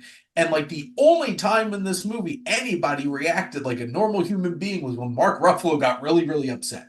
Yeah. Like there's a moment where Rachel McAdams, from what I recall, is talking to a priest who blurts out something that is horrifying, and she's just like, I'm Mm-hmm. like, what? I had actual visceral reactions watching the movie, being like, how did you not react to that? How did you not say something? Mm-hmm. And so much of that film, it's just like, I get it. It's like a journalism film. But Mm-hmm. here's the thing, I've watched other films that are much more interesting than that are about journalism. I just Mm-hmm. rewatched All the President's Men. It's an incredible film. But Spotlight, I felt like so much of it was underacted. And so much of it was trying to be understated where they weren't actually acting like human beings. And maybe my dislike of it is just elevated by the fact that this film that will not have a long-lasting legacy in the history of cinema Mm-hmm. beats one of the greatest action films ever created, Mm-hmm. one of the most creative and impressive feats of filmmaking ever created, and even The Revenant should have won Mm-hmm. over Spotlight, which is still a really impressive feat of cinema. And they both lost to this procedural journalist movie that I just like, I thought it was fine. Yeah. And it just really grinds my gears now where I'm just like, did I think the Academy Awards was going to give that Fury Road? Probably not. Mm-hmm. But now, in a world where everything, everywhere, all at once won Best Picture, Fury Road totally could have won Best Picture. So I have a lot of feelings. So I can tell. I can tell. Just to your point, I See, this is, I think this is where we differ because I remember the scene quite well where you're describing Rachel McAdams, and I actually thought it was brilliant because it was directed by the Tom McCarthy. McCarthy. Thank you very much. Yeah. And his background is in journalism. His background is like investigative stuff. He is actually was behind The Wire as well. And that's why the show is much more grounded, where you don't see Mhm. the cop shows as a CSI and NCIS. No, we have The Wire where it's much slower, but there's like it's a slow burn. And I thought that's the same approach Spotlight took, and that's why she is horrified. To that scene, I would push back slightly and say she is horrified, but you can tell the journalism aspect takes over, just like, oh shit, oh fuck, I need to record, I need to record, I need to every single word he says because he's just spilling all the fucking beans. Oh my fucking God. But I feel like she actually did a great job. Like, the face just, tells it all. So, like, again, I can probably agree that, yes, in a year of Revenant and Mad Max Fury Road, is it the most memorable movie to win a Best Picture? Probably not. Is it the more Oscar worthy, quote unquote, that how the Academy is? They want to be prestigious. They want to be, Yep. let's look at us. We've awarded this important movie about, touchy priests. So, all clap for us because we did the right thing. We could have added, Well, what's funny in retrospect mhm. is that Mad Max is a lot more relevant today than it was in 2015 because we got an Immortan Joe on our hands. And so, like, speaking of important films, but no, that's the thing. Spotlight reeks like we're Mhm. going to give this movie Best Picture. Mhm. And I just felt like, and here's the thing, I grew up Roman Catholic. Yep. I'm baptized, have First Holy Communion. I am confirmed Roman Catholic. Mhm. That stuff is messed up. Mhm. And the fact that, like, I get it, it's supposed to be about journalism, but like throughout that whole entire film, I felt like I wasn't watching actual human beings. Mhm. And maybe if I rewatched it, I'd feel differently, but I was really underwhelmed by how like I get it being grounded and stuff like that, and I haven't watched The Wire, but Oh, I've heard amazing things about it. it's a great show. And I can guarantee you The Wire is probably better than Spotlight. But like it felt like it was, and I remember I had a really strong argument with an ex of mine because she Mhm. absolutely loves Spotlight, and I'm just like, and she's like, it's understated acting. I'm like, there's a difference between understated acting and like underacting. Mhm. You still have to act like a human being. And that was one of them when like Mark Ruffalo had that moment, like, thank God Mhm. somebody actually has some like feelings and are expressing them in this damn movie. Yeah. And because like, how could I don't know. I guess his approach was trying to make it like very clinical and journalistic, but like I don't know how many human beings could act that way in the Mhm. face of that absolutely disgusting, Mhm. disturbing thing. Because there's a lot of people that acted in a completely horrible opposite way with all that stuff, which is turning a blind eye. Yep. And I don't know. I guess in hindsight, like that also was a very charged film for me Mhm. because like I grew up in that kind of community. It's Roman Catholicism Mhm. in America. Mhm. And I don't know. I guess to me it just didn't hit Mhm. what it needed to for And that it story. But that is my hot take about and it's Spotlight. exactly, and that's why it's your hot take. It's that's fine. Yep. From what I understand, the journalists are all based on actual journalists. Mhm. So maybe that's why. Maybe they, I don't know. Like, again, Tom McCarthy, he's just that kind of dude where he started as an actor and then he makes quite a few movies. Like he made The Visitor. I don't know if you ever seen that. It's a So, great indie movie with the name I'm just blanking out on. He's the dude from Cabin in the Woods, one of the guys who was in the control center. Richard Jenkins. oh, I love Richard Jenkins. Yes, he is. So the visitor, He could he 100% be my answer to a question coming up. exactly. No, so Tom McCarthy before Spotlight, so he made The Station Agent with, Pete Dinklage and all these people. Nice little movie. and then he made The Visitor. And The Visitor is about the Richard Jenkins who stumbles upon this foreign, like a foreign immigrant, like an illegal immigrant, and he like houses him in his flat or in his like home. And the bond they form, it's a very touching movie. It's charged, it's so subtle, and it's so great, and it's such an underseen movie. If you haven't seen it, Well, that's the honestly. thing. I've only seen post-Spotlight Tom McCarthy Mm, films. So yes, I've seen Timmy Failure, Mistakes Were Made. hmm. I've seen Stillwater, Okay. and I watched Alaska Daily, the show Hmm. that he directed a couple episodes of. Hmm. But like that's the thing, like uh I guess I don't have the better half of Tom McCarthy's filmography, which is the pre Hmm. Spotlight filmography, but like I'm not questioning like his ability as a director and stuff like that. I just the the creative choice that he made Hmm. did not work for me. And it's yeah. No, I And understand that. and then, it's interesting when you look back at stuff like that because like if you ask somebody if like what they would have a bigger reaction to at this point, Spotlight or Mad Max Fury Road. That's the thing about the Oscars though. Hmm. Hmm. They they're very often not do not have their finger on the pulse of what's going to be lasting. Nope. Green Book's not going to be lasting. Probably not. Green, no. And Crash certainly was not. Everybody's pissed off about it still. The only reason it's lasting is because it makes so many people angry. And you have moments like Parasite and Everything Everywhere All at Once, or like the juggernaut fight between No Country for Old Men and There Will Be Blood. Hmm. Like, there's moments where it's like the Oscars, and they could have been right either way with either one of those films. Those are times where it's like, yeah, they really gave credence to something that is going to last in the Hmm. history of film. Because both, like that example, both those films are modern classics. Yes. They're incredible pieces of filmmaking. But they also They gave also gave Shakespeare in Love instead of Saving Private Ryan. Ryan. Thanks, Harvey Weinstein. Hmm. Honestly.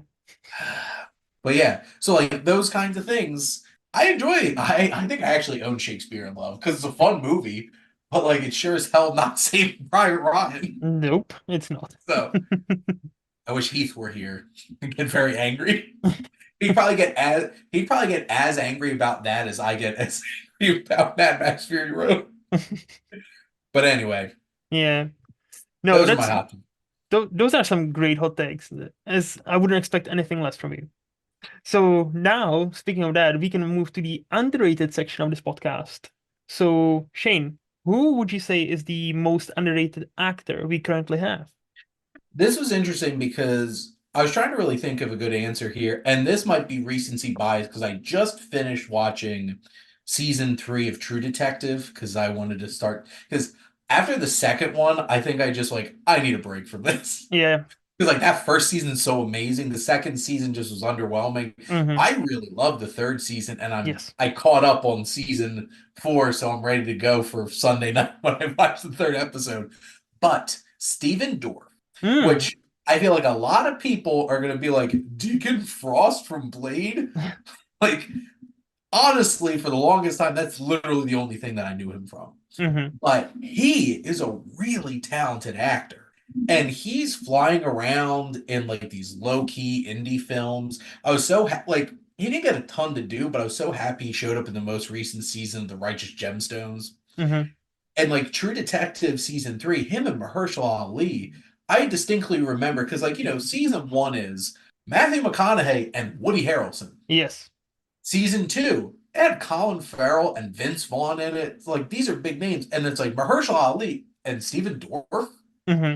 That was my reaction when that originally came out. Now I'm like, he is an incredible actor, Hmm. and he's been in some like really small straight to VOD thrillers and stuff that he is by and large the best part of the movie. Hmm. And then some other things that I wanted to point out, like I'm trying to see because he pops up in so many little things. He was in both Old Henry and Embattled. Hmm. in like 2020, 2021. He was incredible in both of those movies. He actually acted against Tim Blake Nelson in Old Henry. It's a Western. Oh. So good. And he plays an abusive father in Embattled that is training to fight his own son in an MMA fight Hmm. because they're MMA fighters. And like he's such a talented actor, and I would love to see him pop up in some more like high profile roles. He's the kind of character actor like if I need somebody who's intense Hmm. and menacing as an antagonist in a film, I'd cast him. Yep. No, Steven, surprising pick, but no, that's actually I can see it. From what I remember, like he was in somewhere, by Sofia Coppola, one of my favorite Mhm. directors, and that movie is very tiny, very indie. But I thought he did a great job. Like I thought he was great. Like I don't understand.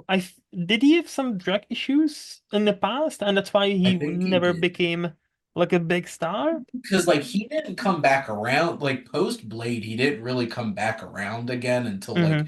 the past like 5, 6, 7 years. And he's like a grizzled Yeah. middle-aged character actor. And I Hmm. think he's just chewing up those roles so well. And like this is gonna sound like a horrible like insult to him, but it's not. He is so good at being these gruff, intimidating people that like you can throw him in a film where like if you need somebody who's like a white supremacist, somebody who definitely has like those undertones of like I don't like you because of things besides your character, he can sell it. Yeah.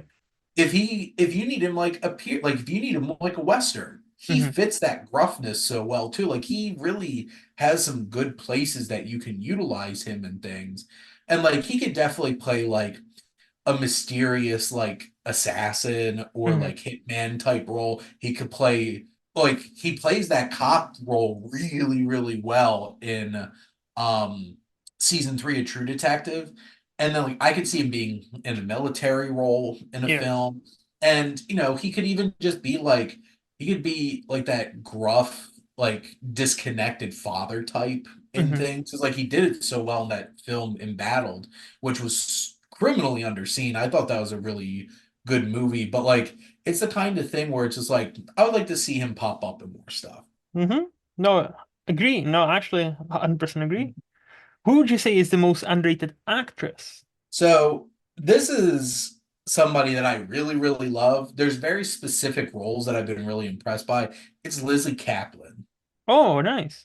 Because like obviously she came out like she was in like that whole Freaks and Geeks gang, Hmm. and then Janice in Mean Girls. Yep. She's so good in Mean Girls. Hmm. So good. She is. But like I remember her popping up in the interview, you know, Mm. that movie, Yeah, yeah, which like was so controversial yeah. Hmm. and being like, I really like Lizzie Kaplan. And like she popped like I know she was in Cloverfield. I'm trying to think that I think she was in The Night Before, that Seth Rogen, JGL, and Oh, Anthony yes. Mackie comedy. That was around the same time. But what really sold me was her performance in Fleischman is in Trouble, Hmm. that FX series that had Jesse Eisenberg and Claire Danes in it. Hmm. You think that this whole thing is about those two.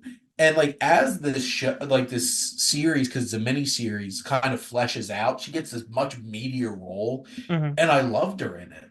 She was a lot of fun and voice acting and Inside Job, which like that's like a smaller adult animated show on Netflix about like conspiracy theories and shit like Yeah. that. I know she was in the remake of Fatal Attraction. I got through like half an episode of that, and I'm like, no, this isn't working for me. Hmm. It wasn't against her either. I don't even think I saw her yet.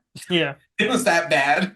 But I'm like, no, I'm not gonna watch this. Oof. Even like this tiny film Cobweb Hmm. that came out, like I had a lot of feelings about how it played out, but she was so good in it. And I know the show Party Down that a lot of people love. I still need to watch. it looks like she's in that. So I really like her a lot as an actress, and I would like to see her pop in. I would specifically like to see her pop up in more roles that are meatier, like that FX series. And Hmm. that's what really made me think of her, because like she's a lot of fun to be in like a comedy and stuff like that.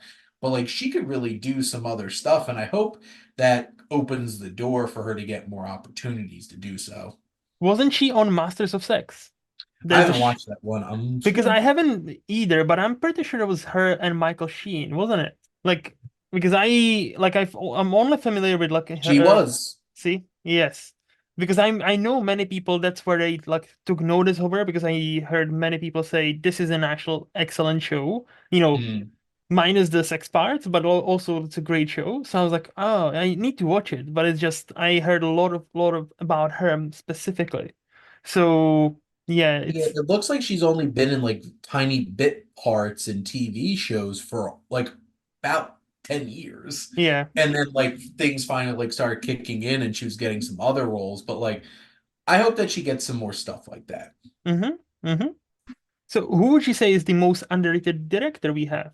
This is gonna sound like an odd choice because like this is a pretty famous person, Mm-hmm. but I don't think people appreciate just how incredible of a director he was for a very like this stretch of time is Rob Reiner. You're a second Oh, person to say that. Say his name. really? Yes. Who else said Rob Reiner? I think it was Heath. Well, Heath knows too. Yeah. That's the thing. He had one of the most incredible stretches of films. Yes. And like not everybody's built to like be decades of directing and making great films like a Scorsese or a Mm-hmm. Spielberg. But my God, Mm-hmm. from like Spinal Tap to like The American President, Mm-hmm. that stretch is incredible. And the range Yeah. from doing like Stand By Me to The Princess Bride, which The Princess Bride has some of the best range within a film ever because Mm-hmm. it literally has everything. Mm-hmm. Grandpa, is this one of those kissing buzz? Shut up and listen to the story. And like it just has everything Mm-hmm. and A Few Good Men, Misery. Like, and also I love Rob Reiner as like a character, like him popping up and he was one of my favorite parts in Wall Street too. Mm-hmm. Just like, oh my God, as Mad Max. It's just like, Johnny, what are you doing? It's just like, you paid $20,000 on sides for one dinner? Those sides cure cancer? It's just like Rob Reiner is so good. And he made arguably the greatest rom-com in the history of rom-coms with When Harry Met Sally, which I keep getting a bunch of text messages because my friend Joe's in New York City and walked right by the deli where Ah. the scene happened. And it's just incredible. He made so many great films over that time. Spinal Tap is legitimately one of the funniest movies ever. Mm-hmm. And if he didn't work with Christopher Guest on that, would Christopher Guest have gone on to make some of the best mockumentaries in the history of cinema? I don't know. It's all where it all started. And Mm-hmm. just sure, like what was the last film he directed? Like The Bucket List or something like that?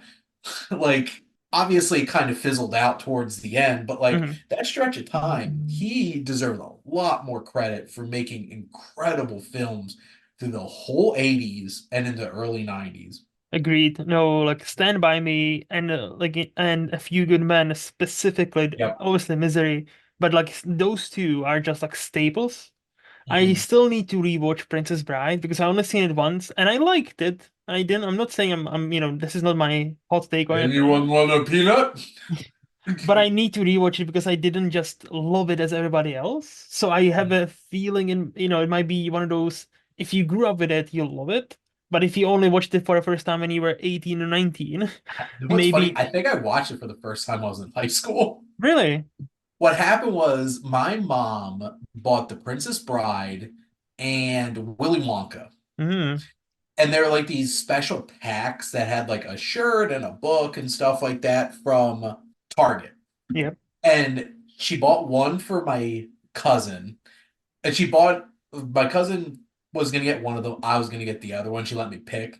Okay. And I picked the Princess Bride one because I hadn't seen it. Mm. And it blew me away. I'm like, this is in high school. I'm just like, and I feel like the more you watch it, there's another layer of there's sarcasm through the whole entire thing. Cause like Hmm. And oh my God, some of the best character actor comedy performances ever. Hmm. Just Miracle Max, Billy Crystal is so good. He meant to believe there's nothing better than a mutton, lettuce, and tomato sandwich. And just like all the little things, like, stop it, witch. I'm not a witch, I'm your wife. Okay, I'm gonna stop because then I can just quote the whole entire movie, Princess Bride. No, I'm definitely due for a rewatch, and actually, you're making it sound like a way more interesting than I have it remembered. So I think I'll appreciate it much more this time around. I know this next question is very hard because obviously we are both cinephiles. Yes. But what would you say is like if you had to choose, like I'll allow two or three like most underrated movies. I'm only gonna give you one because I really All right, worked hard to get this down to one of them. go for it. No, I So appreciate you.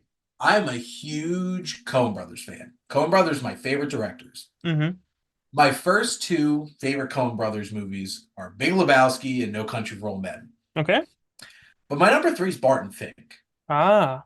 And Barton Fink is in that interesting era of leaving the 80s, which was like early Coens, of Blood Simple, Mm-hmm. Raising Arizona, Miller's Crossing. Mm-hmm. They lose Barry Sonnenfeld, and Deakins becomes their cinematographer. Yep. And you can feel it, you can see it on every shot in Barton Fink. This is Deakins all around. And if you couldn't tell, Deakins is one of my favorite people in film Mm-hmm. because I love cinematography and he is the GOAT. Yes. This film is such a fascinating look at art, the artist, the creative process. They wrote this film out of their own brain block and writer's block. John Turturro is an actor who never gets the spotlight, Mm-hmm. never gets to lead a movie. He's so good in these little bit parts or these supporting turns, especially in Coen Brothers movies. Mm-hmm. So good in Miller's Crossing. The Jesus is one of the most memorable minor characters in the history of cinema. No Country for Old Men. Him and Tim Blake Nelson, perfect there with George Clooney. But in this is so great getting to see him be there at the Mm-hmm. front. But John Goodman in this movie blows you away because he gets to be all of John Goodman. Mm-hmm. It's that kind of idea where it's like the big, lovable John Goodman. You Yes. get to have that, which honestly is not the one that you get to see the most. Mm-hmm. It's the, oh my God, this man is terrifying and looks like he can squash me, John Goodman. And you certainly get that. Mm-hmm. There's unhinged John Goodman in this. It's just such a beautiful film. It's such an intriguing look at pretense too, in terms of the whole entire story is about this New York playwright who gets brought out to LA and he Mm-hmm. needs to write a wrestling picture. Mm-hmm. Which also, oh, what the hell's his name? The studio head in this, love him so much in this. The actor, his assistant Sam Polito, who's like pops up in other Coen Brothers films, like he was so great in Miller's Crossing. Mm-hmm. He's a lot of fun as the little small PI, private investigator character in. It's Michael Lerner Okay. who plays Jack Lipnick, and he's this larger than life. It's like Fink. I brought you out here because you're gonna make great pictures. Mm-hmm. He's like, you're gonna make this wrestling picture. And the whole entire idea is like, he just wants him to write a movie about a wrestler. Yeah. But he's like, I need to write this about the people, the blue collar people. And the thing Mm-hmm. is, Barton Fink has no idea what the hell he's talking about. Mm-hmm. He doesn't know regular people. And it's such an interesting dive into that. And like you have like John Mahoney and Tony Shalhoub, even Steve Buscemi plays Chet, who's like the bellhop at this giant hotel. It's so Cohen's, Mm-hmm. but it's one of those films that it's like it's not outwardly fun. It's not outwardly like super intense thriller. It kind of just gets overshadowed by just their hulking filmography. Yeah. But I love it to pieces. So boom, Barton Fink. That's one of the few Coen movies I still have not seen. Not And but it surprised. So no, but see, like yeah, so underseen, underrated, that's a great choice. And again, it's on my ever growing watch list. But what would you say is the most underrated TV show? throwing this out for my wife. Tuca and Birdie, Tuca and Birdie, Tuca and Birdie. Have you watched BoJack Horseman? Yes. This is the show that the creator of BoJack Horseman also made for Netflix, that Netflix gave a giant middle finger to and canceled Oh. after like one season. And then it got picked up by, I think, Adult Swim Hmm. for like another season or two, and they canceled it. And what's really upsetting is so much of the discourse around this show is that it's very female. Okay. It deals with a lot of female issues. And Hmm. I think a lot of people who watch BoJack Horseman really connected because like BoJack's a problematic man He is. and a very problematic man. Well, And problematic like this horse, show, isn't it? yeah, he's a very problematic horseman. Yeah. So many of the characters in that show are problematic male characters. Hmm. And I feel like a lot of men were drawn to BoJack Horseman Hmm. and were not prepared for this like follow-up series to be so female centric. Hmm. And it's unabashedly so. And I feel like it's such an interesting and it's bolder and more surreal Hmm. than BoJack Horseman in many ways. I just feel like this show never got enough time to like really flourish, and a lot of people just shut it down because it wasn't BoJack. Yeah.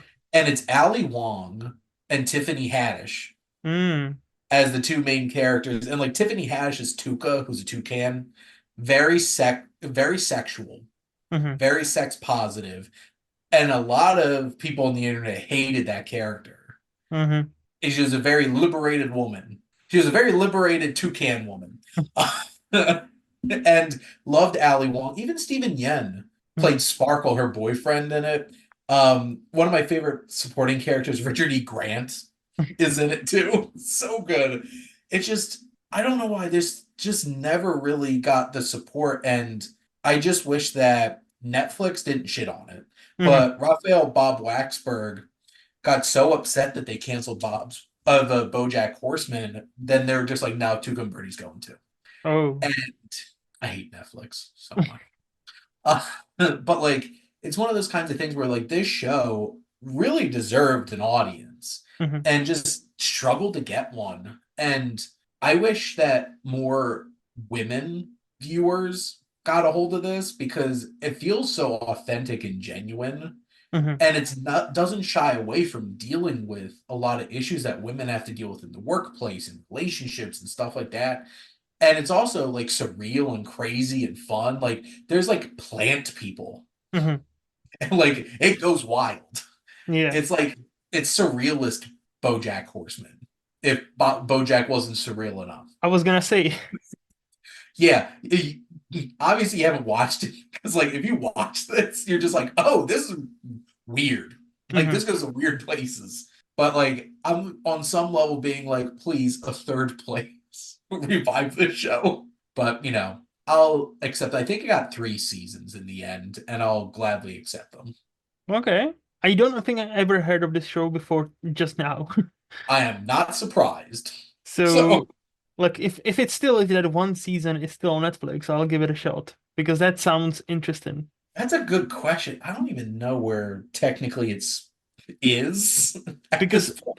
if they actually produced it, they would probably keep it, right?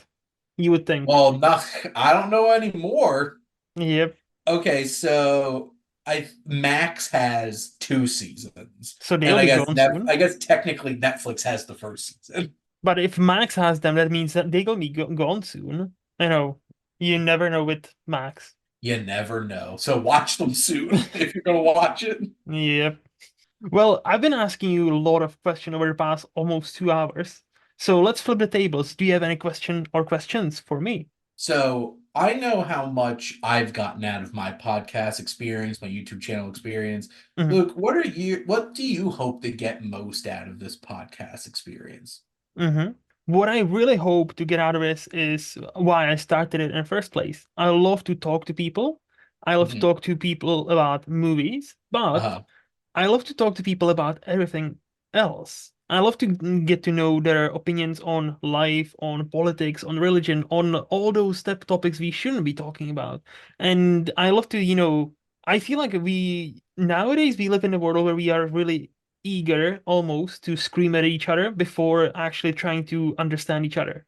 Where we kind of, if it's, what is the quote? If there's, if it can be judged to malice, don't judge it. No, it's not that you're have malicious intent. You just might be idiot. You just might, you might just be Yeah. uninformed. So, and I strongly, suspect that many people, even in this divided world we seem to be in, we still have much more common than we have not common, you know. So I would love to sit down with pretty much anybody and everybody and talk to them, not just about movies, because of it, we both love movies, right? Mhm. That's given. But about life, about like, what they've been through, why they see this issue this way.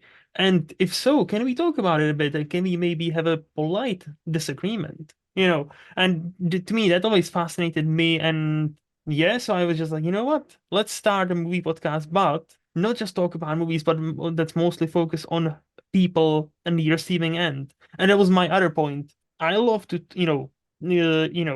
talk to you, read Mhm. your reviews and many others' reviews, but I don't know any much about you or others like I follow on Letterboxd. So this was another excuse to get to know them better and just, to put face and more some sort of charisma character to the Mhm. avatar I see on daily basis. So I'm hoping it's probably like a convoluted way to say I'm hoping to get to know people I subscribe to, and in even those I don't subscribe to, I'm hoping to get much more people here, and I'm hoping to get to know them and just have a good old discussion with them about anything and everything they feel comfortable, sharing and talking about. I can appreciate that. And I think the interesting thing that you brought up is like, yeah, I'm friends with a lot of people through Sif Pop and stuff Hmm. like that. But like, how much do I talk to any people about things that are not just movies? Exactly. And of course, you could get to know somebody through what they like in terms of art and stuff Hmm. like that because it's a very human experience. But like, you don't really get to know them if you don't ask. And Hmm. I like this idea. I think it's a fun idea, and I had fun doing this. So No, I have two other questions for you, tell real me, quick. tell me. One, you are made like the czar of the film industry. Okay. And you are allowed to make one rule that cinema has to follow for forever. Hmm. What rule are you going to put on the world of film that they have to follow for forever? Okay, I wouldn't say I know the rule. I wouldn't say forever, that might be too harsh. But I'll say at least for, let's say, next 10 years or so. No, and I think we can all agree to it. No more remakes. Or like I'll give you sequels, maybe. But like I would love to, like, Disney. I know why, okay. I know why Disney keeps on doing these live action remakes because of copyright and because of rights and because they want to keep them rights. Like they want to keep on making billions and Yeah, billions, right? So we all know the practical side of that. There's no little to no art going into it, even though they hire great people. But those great people cannot really do much. Like Tim Burton's Dumbo. Did it seem like Burton's movie? No. like barely at all. Yeah. Like there's like they had Danny DeVito playing a leader of a circus. That's like Yeah. the most Tim Burton thing about it. Exactly. That So was it. so I would I would love to see, as I've always been, give it like, give some new talent enough resource. I'm not saying give him $200 million to play with. No, but give them Almost like no movie should be getting $200 million exactly. at this That's point. yes. And no, but or much rather than shooting another remake of a movie we've seen thousands of times, I would much rather see give young people or not even young, give new people in the industry a chance, give them a decent budget, give them the upper hand where they could hire some nice, great A-listers, or if they wish. If not, okay, give them some, give them free range and let them do some stuff weird stuff. Let them do some experimental stuff. Let them do something outside of studio where, like how great would it be, like, if Disney released some sort of proper R-rated movie? Like, I know it's a family brand and I know it's not gonna happen, but how great would it be? You Like have if 20th Century Studios. hmm? Just use that. Like that kind of stuff. Like I've made this point talking to our buddy Mike about Star Wars. How great would it be if obviously Disney owns Star Wars, right? How great would it be if tomorrow there was an announcement that said Edgar Wright is directing a next Star Wars movie, one off, not a trilogy, not anything to do with Skywalkers. No, one Mhm. off Star Wars movie directed and hell, and all aimed by Edgar Wright. I'm on board. Yep. Like there were talks about Quentin directing and making Star Trek movie for a decade now. Hmm. And as much as I'm not quite sure how that would fit, I would love to be there. I would love to see it. Yeah. Like I'm all for, if you are, especially if you're Disney or Amazon or studio like that has literally money to burn, like, why not burn them towards somebody who can actually use it and who has the creative talent? And yeah, again, don't get the creative talent and get them to remake stuff we've seen before. Just that's a waste of I feel like it's a waste of everybody's time. And Mhm. just yeah, that would be my so not again, not forever, because I know, people gotta eat, but maybe 10 years or so, no more remakes. And you got to wait a certain amount of time afterwards to make a remake. Yes. Moana. Oh yeah. And my last question for you, Luke, is if you Mhm. could do any job, no bounds, Mhm. what job would you want? Movie director. That's my ultimate dream job. Mhm. Ever since I watched a documentary called, I believe it's called "What Doesn't Kill You," but about Milos Forman, who Mhm. every film fan knows. One Flew Over the Cuckoo's Nest, Amadeus, all these great movies, The Man on the Moon. And this is the first time I realized I was like 15, 16 when I watched it. It's a 4 hour documentary, but I think it's like four 1 hour episodes, if I remember correctly. So it's almost like a TV show. And it's based on his life, what he's been through, how he had to emigrate to America to escape communism, because obviously, many people maybe not know that Czechoslovakia back then in 1968 we were occupied by SSR, where literally tanks came across our border one day and they just stayed there for 21 years. So many athletes and directors and actors have emigrated to the United States. Mhm. Hence, Martina Navratilova won most of her trophies under American flag, even though she's a Czech, sports person. So yeah, that's great. There you go. Uh, but yeah, and ever since I saw that documentary, What Doesn't Kill You, I was like, if he could do that, I could probably do that. And there's a part of me that still wishes to do something like that, because I feel like, and more I listen to the DJ podcast, the more I'm like, this would be my job, because every single person who's there tells you being a director is not about what many people presume. You need to be a brilliant troubleshooter, because you are asked about 10,000 questions a day, and then something happens, and then you need to make a quick decision how to fix this, how to shoot around this. Oh, we have this problem. Oh, fuck. Okay, how do we solve this? And it's so many directors will tell you, directors are, we can boost our jobs about how smart we are or how we are great or whatever, whatever. No, we are just great and, troubleshooting things very fast. Have to be adaptable. You're That's the the thing. captain of the ship. Yes, and that's the thing. So many people are like, yeah, you get asked like 10,000 questions a day. I need to have an answer for it, or you need to pretend to know, like for sure. It's like, oh yeah, of course, I want them plates to be blue color. Yes, you need to sound, confident, because if you don't have the confidence, the ship sinks. Yep. So, and then, many people they'll tell you, and if you don't have the confidence, you need to fake it. You fake it until you make it. There you go. So, movie Well, I'll director be would be. there opening night Oh, of I your wish. I debut. wish. If I So, ever, if I ever actually get there, you will have a ticket in, you will have a ticket in the mail inviting you and your wife. aw, thank you, Luke. Well, that's what all I got for you. Nice. No, this has been a blast. So, Mhm. Shane, if people want to follow you based on this podcast, and they should, deep breath for everything you do, where can they find you?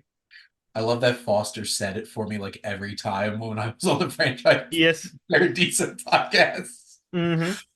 You can head over to the Wasteland Reviewer Instagram page where I shamelessly plug all the things that I do from the podcast I'm on, from Rowan in the Wasteland, Wasteland Vintage Roadshow, and the Cinematic Wasteland. All the writing for reviews and the short list that I do for sifpop.com. All the fun new things like lessons from the Wasteland that I do on Knock on Wood Film.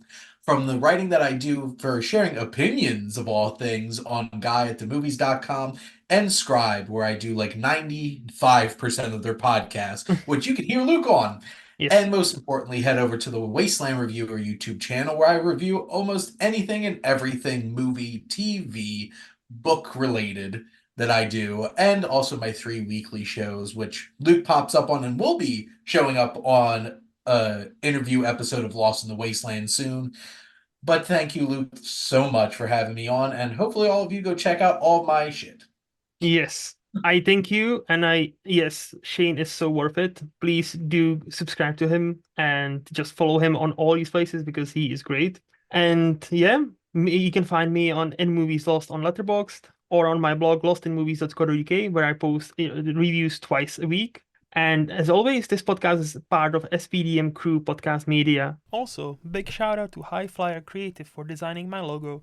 To see what else they have happening, visit HiFlyerCreative.com. So until next time, bye bye.